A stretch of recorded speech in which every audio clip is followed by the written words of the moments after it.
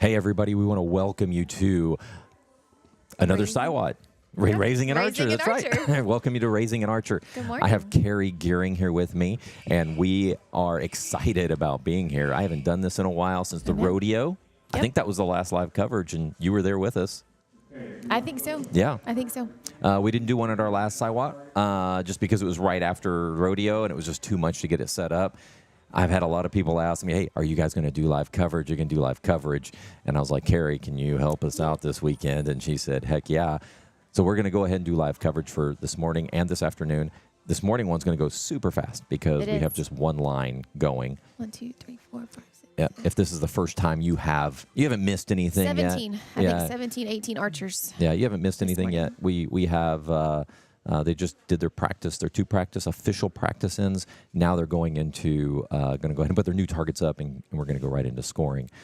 One thing that we do here is we use eyes on score for all live scoring. It's not official scoring, just so you guys know. If you go out there and you go, oh no, there's something wrong, paper is king. But once we verify those scores, so at the end, make sure that paper's right, because we're going to go ahead and verify the paper versus the digital. If that's right, then that's what we go with at that point, okay? Go ahead and zoom in. We've got Jacqueline with us, of course. Jacqueline does such a good job. When do you shoot, Jacqueline? What? Tomorrow. Possibly tomorrow. Tonight might be a good time because there's only going to be one line tonight if you wanted to shoot. I know it's a long day. Long day for Jacqueline. I was like, you know what? Get here at 8 and you'll leave by 8. She's such a trooper. She's such a trooper. Carrie, go ahead and tell us exactly how the scoring is and what that looks like arrow-wise. And all disciplines shoot a 40-centimeter target. What you're seeing right now is the single spot. Scoring inside the X ring is a 5, as well as the white ring. That's a 5 also. And then 4, 3, 2, 1. Anything outside the blue circle is a miss. And then most of our compounders will be shooting a 5 spot because the ends are 5 arrows per end. The 5 spot scoring is white, and the X ring is X and 5, and then the blue is 4. Anything outside is a miss as well. With this target on the 5 spot, archers can choose to shoot all 5 of their arrows in one spot. All 5 of their arrows mixed random among what is on the target face. You can have 2 or more in the same. And what happens? So on a 5 spot or on a single spot, it's 1 through 5 with an X. On that 5 spot, what if you miss just outside the 4? I mean, just outside the 4. It's what a miss. happened? It's a miss. Really? You're that mean? Yes. You're going to give them a miss on that? It is a miss. Anything outside that 4 is a miss. Yeah. So it shows up as an M on the scorecard, and it doesn't mean, Mom, I missed. No, it's just you missed. It happens. Move on. Yep. Archers will shoot 60 arrows.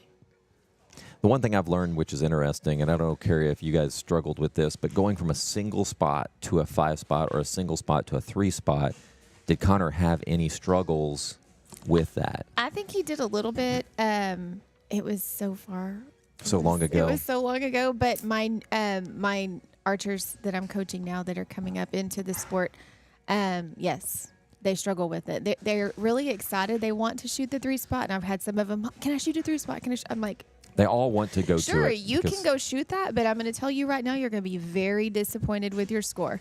Mm-hmm. It takes a lot of work to shoot the.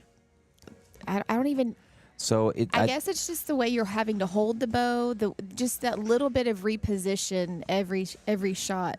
I don't think people realize how much movement there is. So if you stand in the exact same spot and you move just that little bit, there's enough movement. If you don't move consistently, right, you're going to miss left and right. Yeah. And that's what people get so frustrated, because it's like you can look at their target and so, top one, they're dead center. Bottom left one, they're left.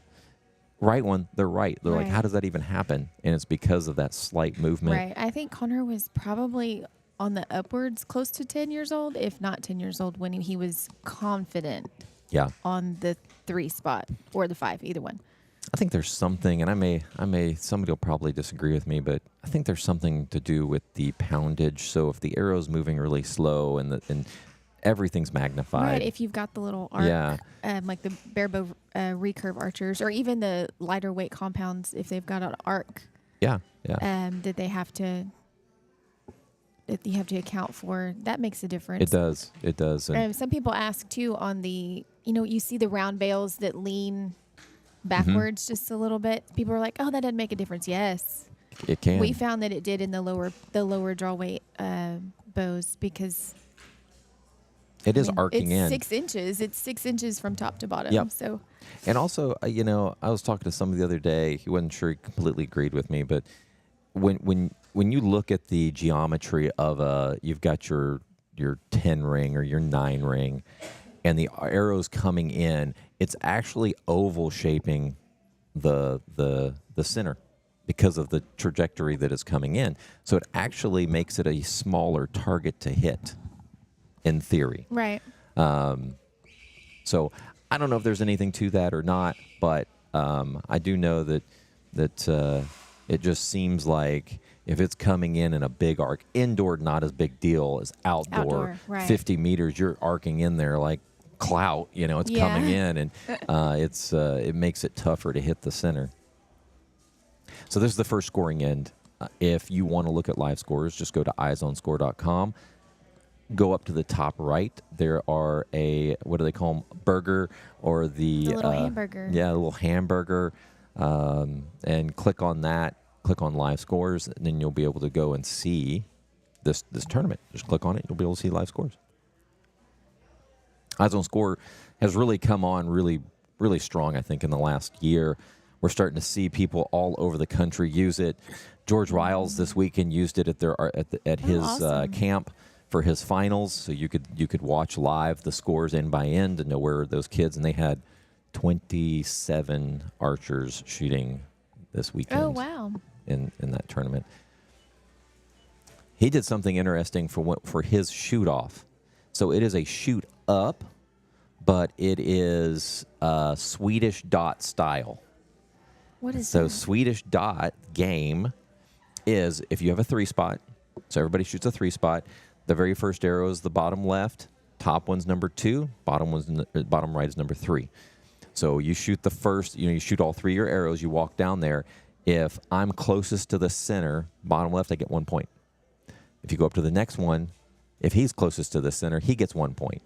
If you go to bottom right, whoever's closest gets a point. Okay. It's 1 point or no points. So when you're done, so you can have, you could shoot an 8 and 2 X's and still be leading, even though the other person shot 3 X's, because your X's could have been closer. So it kind of changes the game, makes it exciting. So you can have a bad shot and still survive a bad shot. Right. I know that out at Texas A&M they play that game a lot. That's And where I'd first heard about it. I didn't realize that's kind of a cool idea for the shoot off to have the Swedish dot option. And so they start from the bottom and go all the way up, but it's fast pace, when you do it that way. And I guess if somebody's leading after 2 ends, if they've got 5 points, then there's no catching up at that point. I know that our coach has looked into doing that game some with our kids. It's a little different when you don't have when you have single spots versus I would have to look at it for ours 5 too. spots. That'll be fun. Always looking for certain new games, right? Yes. This week I shot barebow Did you? with my archers. We just had a handful of kids come to practice, so to make it fun, I picked up the barebow and we broke out into teams where I had I had 2 compounders, a recurve, and a barebow archer on each team. Okay. And we shot one arrow. Yeah, we've done that. That's we fun. shot one arrow and added up, totaled our team score, and we did 5 ends. Okay. The other team won once, and then my team won once. So we do games that we play. One that's always a crowd favorite. I call it Lord of the Rings or Queen of the Rings, depending on who wins, you know. And you'll have 3 arrows. And when it comes to a colored target, we'll say, okay, it's going to be white or better. So as long as you hit white, you get to keep your 3 arrows. White, if you white, black, whatever, Right. blue, red, yellow. If you hit any of those, you get to keep it. The next round, it goes to black. The next round goes to blue or better. And then it's Okay. red or better, and then yellow or better.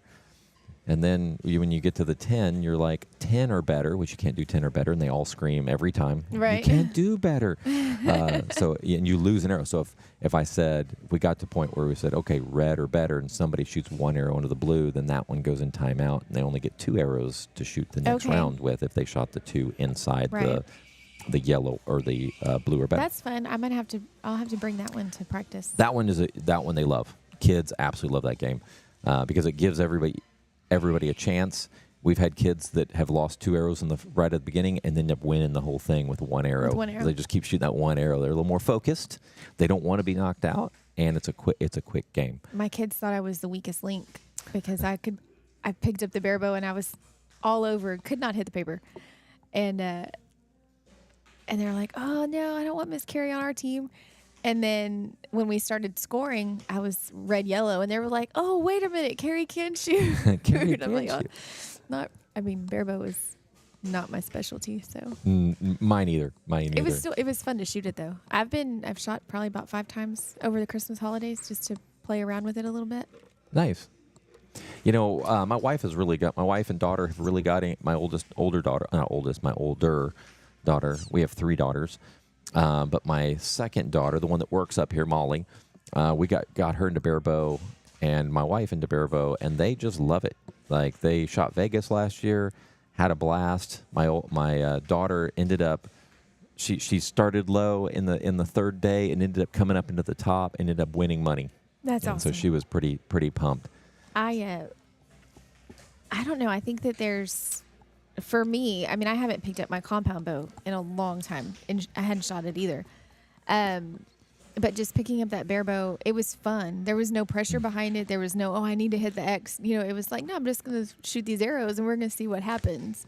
And then, let me try, let me string walk this way or change my grip a little bit. And it was fun just to kind of learn something new. And then the kids got to coach me too, because some of my bare bow kids were there and they're like, "Miss Carrie, fix your arm, fix this." And you're like, "Try doing this." And I'm like, okay, the coach has become the student. There you go. But it was fun for them to be able to tell me what they knew, in coaching me. So it was a lot of fun. I'm just looking at the scores right now. We have Adam Shackelford with a 25. I'm just kind of glancing here. Riley Berger with a 25. Connor with a 25. Steve Holbert with a 25.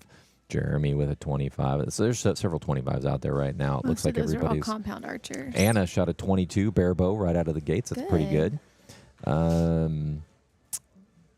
So I wonder where Rick Stonebreaker. That's interesting. That Rick even messaged me yesterday going, "Hey, what time do you start?" I said 9. But you know what? He did this to me last time and shows up at 1:30. He was like, "No, I signed up for 1:30." I was like, "System doesn't lie."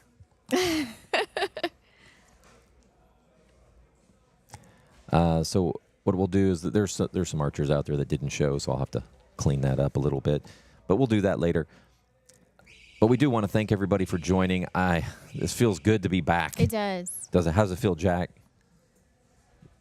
Good. We've missed Jacqueline. Hadn't seen her in a while, so it's good seeing Jacqueline here. The plan is to have live scoring. Jacqueline's going to help next weekend as well. Okay. So if you make it, I'll if you be can here make it, if the weather is not what they say it's going to be. If what they're telling us is right, Miss Carrie is going to stay. Miss Carrie's going to stay safe. Oh, there we go. Sometimes the camera has a mind of its own. Yeah. I don't know what's going on. Sometimes it's, I don't know what's going on with that camera. I can see it moving right now, number 2. Let me take a look at it real quick. Is it moving again, or is 2 still dead? It's sitting still facing the wall, it looks like. Let me. I don't know what's going on with that thing.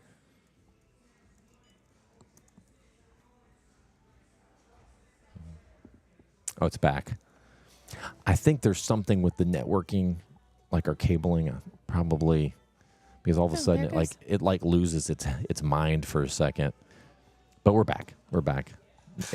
I just had to threaten that I was going to go ahead and get into the back end of it, and right when I got back into it, it started working. We've got some new shooters out there, Jack and oh crap, I just forgot her name, Rebecca. Rebecca's down there pulling. Are they new? Yep, they're new to our club. Good. So they're getting into it. The son's bow came in from Hoyt. The new Hoyt just came in for him, and her bow, she ordered it. We ordered it actually before it even. We just said when it opens, order it. Yep. And she still hasn't gotten it. Connor because it's either. Left. Connor too. And I've called Hoyt a couple of times with the sales order number, and they're like, in the next couple weeks. And then I call about 2 weeks later, in the next couple weeks. Last I heard, end of December, 1st of January. And that was right before Christmas. And So it still hasn't shipped. I'm to the point now where it's like, Hopefully. it is what it is. I know but Connor's the same we way. all get excited. Even me, I get excited about our kids getting new bows and see how they perform. And Yeah, Connor's is the same way. He's left-handed, so. my son just got the new Title 40. Nice. And he was shooting. He shot. I think he shot about everything except for Bowtech. Like he shot PSE. He shot Hoyt. Shot Hoyt for many years. And then the Hoyt. The problem was draw length. The Hoyt wouldn't go to his draw length. So we went to the TRX for just a short bit, and where we overwrapped and did all kinds of things to try to get extra draw length out of it. Then ended up having to go to PSE because PSE went to 33 inches. The longer, yep. The new TRX, or not TRX, the new Title will go to 33 inches. Nice. Pretty easily. Nice. We ordered 70-pound mods, stuck them on there, let it out to 60, which added like another quarter. It was right at, when he first set it up, it was right at 22 3/4. So he added that and went ahead and added it, got it to 33. Little bit of tweaking to get a little more draw length out of it, but he says it's pretty good. Good. We were just talking about it the other day. You know, Connor's orange bow that he's got, the Hoyt. Is that a Stratus? That's Stratus, a Stratus, yep. Yeah. We've only had it about a year, but looking at him in the bow, it looks small because he's grown so much. And the Hoyt risers changed. Did you order him a 40? What did you order him? A 37, I think. But the riser is a lot longer. On the new one? On the Concept X, and they went to the shorter. They went to the shorter limb, similar to what Matthews has. Yeah. So it'll look like a bigger bow. It will look like a bigger bow, and it will be a little bit longer because that's only a 34-inch axle. 36. He's got a 35. The 30. Oh yeah, it's that's right. It's 36. So it'd be a little bigger. I think the next one will be. I think it's a 38. It could have been a 40. I don't know. It's probably. He might have ordered a 40. He's right on the edge. Like we try to order the biggest bow we can get a kid. That orange bow was so big for him when we got it a year ago, and then he grew so much that now it looks small.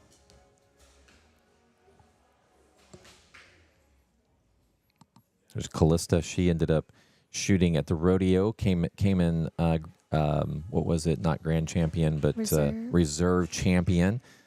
Shot really well there. Those are pretty. I like her paint job on the bow. She's got some pink shoes that will cause the camera lens to explode. So just don't go low because we don't want to see those shoes. I'm teasing. There's Lily. She's been around for a long time. She is say a long time. Like we've known Lily for so many years. She's been state champion. She's national champion. Bow hunter. She's had a lot of bow hunter.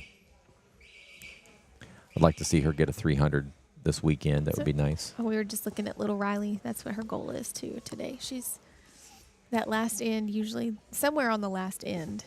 Gets her. Gets Riley. And we really want her to get a 300. She shot a 300 on the Vegas face Did she? a couple weeks ago at our 4-H tournament.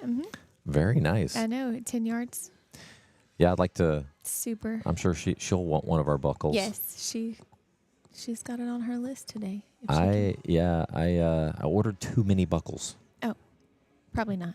Yeah, I don't know. We'll see. I thought I kind of tried to get ahead of it, and Because last year you had to order a couple I had to extra. order a couple extras. Right. This year we don't have as many that ended up getting 300s in Early. November. Well, we're going to buy one hopefully, because we weren't able to make the November shoot. So Well, I mean, he should shoot a 300. He should, but you just never know. There's our 10-meter archer, 10 Yep. yard archers. We had Case Scott shoot a 60X yesterday. Man, I saw that. And Have you looked at the SYWAT standings for the is it pretty tight? those 3 boys, Connor, Case, and Crash, are in the youth division for SYWAT this year. They are out shooting the young adult. I believe it. And Case and Crash, I haven't looked at it, but Ben was telling me about this morning. Case and Crash would be first and second in the pro division with their with scores. the 60Xs, yeah. Connor falls just a little bit short. I think he ends up being like third, fourth, somewhere in there. So Connor has a SYWAT score that he's not real proud of, so he's going to try to get rid of it. Yeah, Ryan shot another 59X. He dropped it right at. He said it was the second end, first arrow. He said that he just drew back and he said it was right there and just shot it right out the top and just missed and then he's like, at that point everything felt good, so he never even had to worry at that point to miss the 60. But he's been really trying to get that Matthews tuned in. He said he had some left and right issues yesterday. I mean, it's 59X. I'm like, left and right issues. He's just Right. like, yeah, they weren't all like. He goes, I was having like.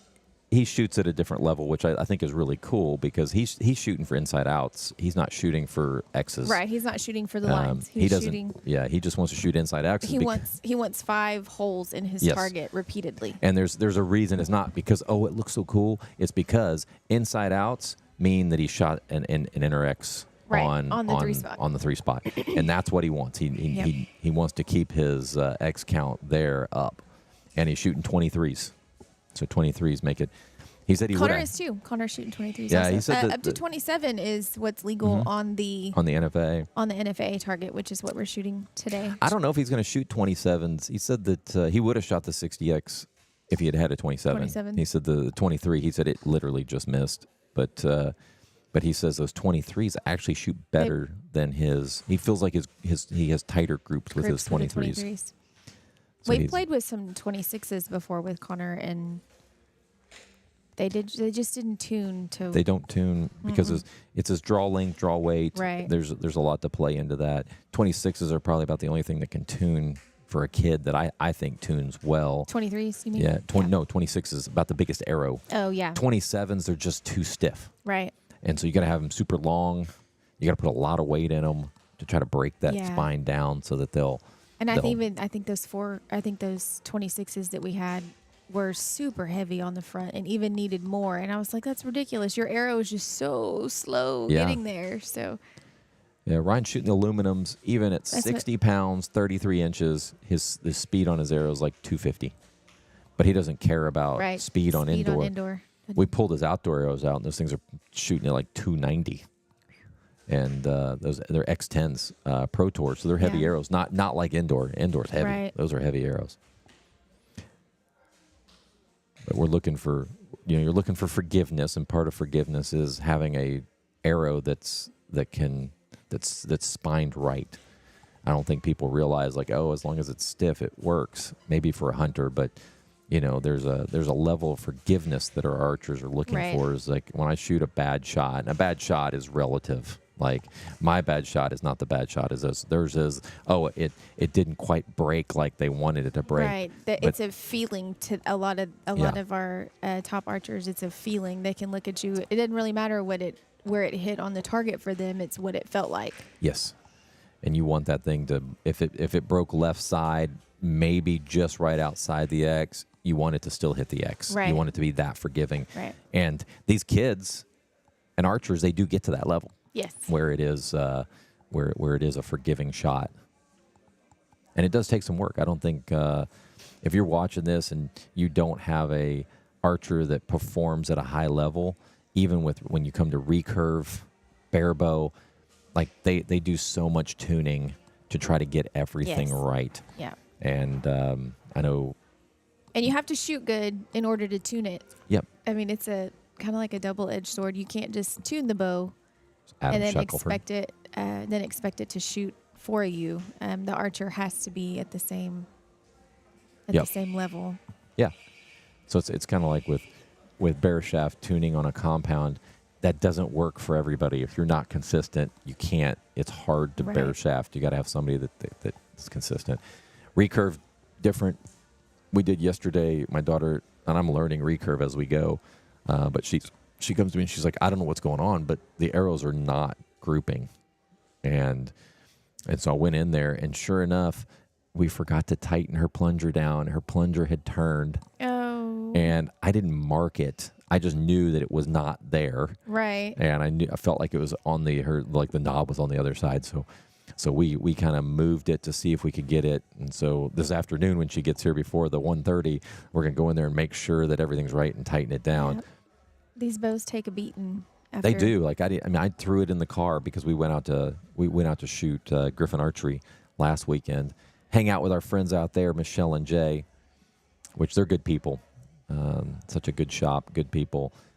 We'll be hanging out with them next week in Indianapolis.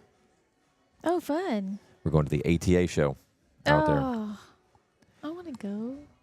I got tickets. If you want to, the flights wanna right now are go. crazy. I went and looked, $800. I haven't even booked our Vegas. If you want to go next year, let me know.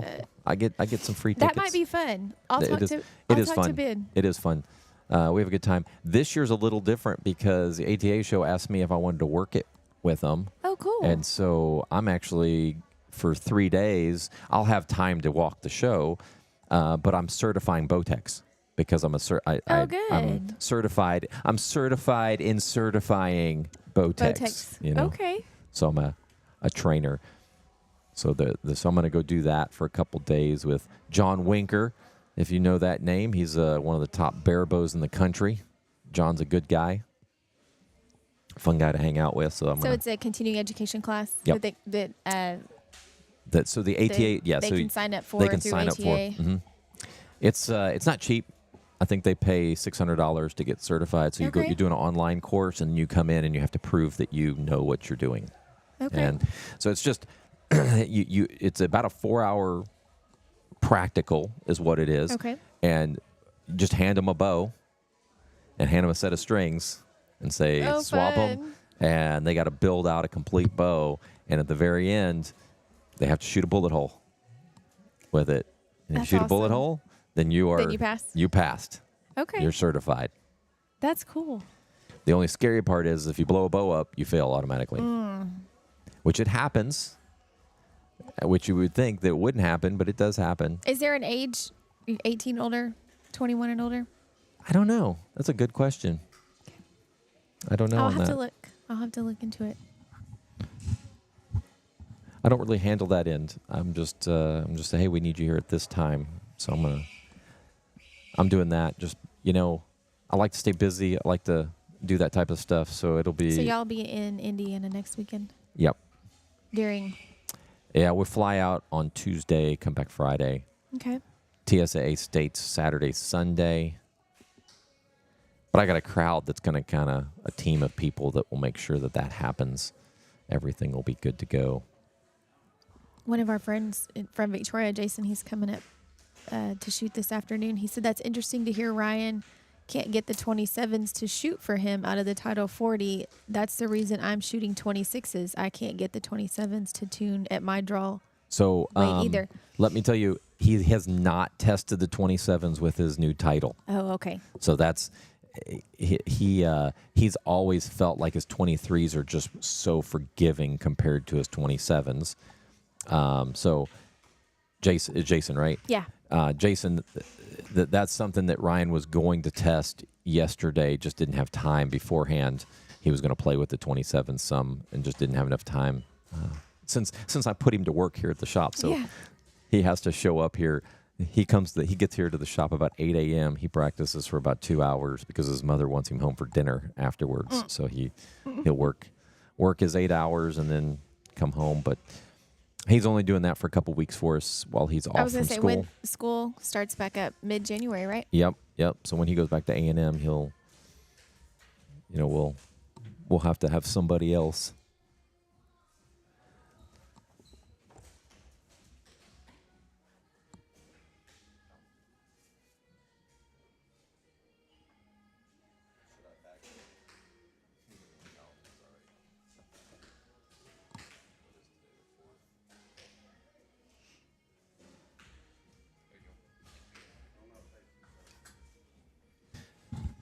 All right, sorry about that. I had to step away for a second. But yeah, so if you're interested in knowing about 27s, you can always reach out to Ryan. I know that he's going to probably start testing those because with Vegas coming up, he's got to make a decision. Does he go 23s or goes to 27s? Last 2 years, he's actually shot 23s. He felt more confident with the 23s. But those 27s can save your butt if you can get those things to tune right because a bad shot still hits. And like he said yesterday, if he had shot 27s, it would have been a 60X. He had that one shot that just missed, and everything else was inside out, or he said a half shaft, basically. So he didn't have anything that on was the really X. Close. Yeah. On the X. On the X. Not just barely or not just grabbing the line for the X. No, yeah. But yeah, he's still playing around. He yesterday morning on that title, he's done a ton of testing on this thing. He went ahead and just changed from a standard blade to a mini blade to see how it performs. So he did that yesterday. He said it performed pretty well for him. That's why I said, like, he said he had some concerns, like meaning that he had some left and rights, so that he felt like it shot dead center and shot just a little bit left of the X, and so he said he's going to do a little tuning to see if he can get that out of it, and then he'll be good to go. But if you're coming up here, Ryan's working today, so you can go.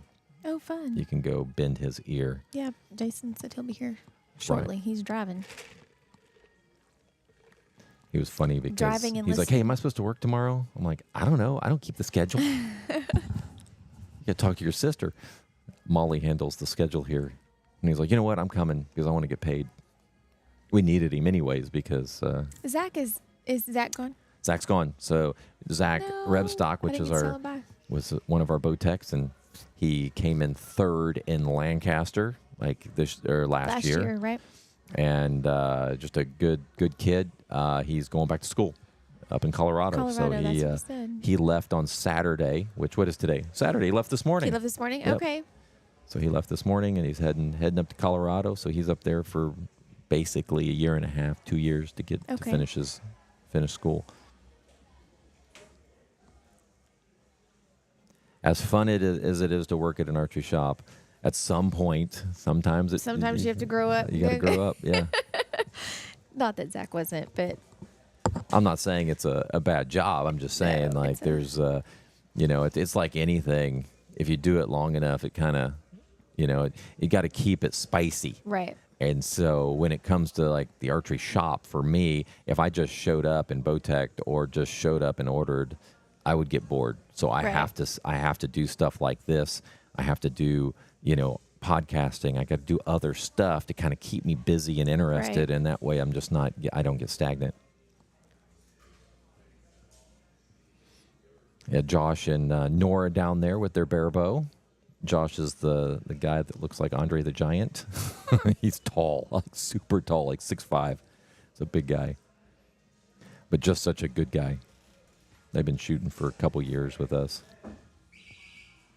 Him and his daughter, it's the thing that they do, which I think is really cool. Adam Shackelford there. We've got Connor Gehring right behind him. Logan, Callista. Yep. Anna Anna is pretty excited. She just announced that she'll be a grandma. Oh, fun. So her son Eric and his wife are expecting. Congratulations. So that jersey there, that's the new jersey from the Houston Archery Center. They are the recurve team of Texas, Okay. as far as I'm concerned.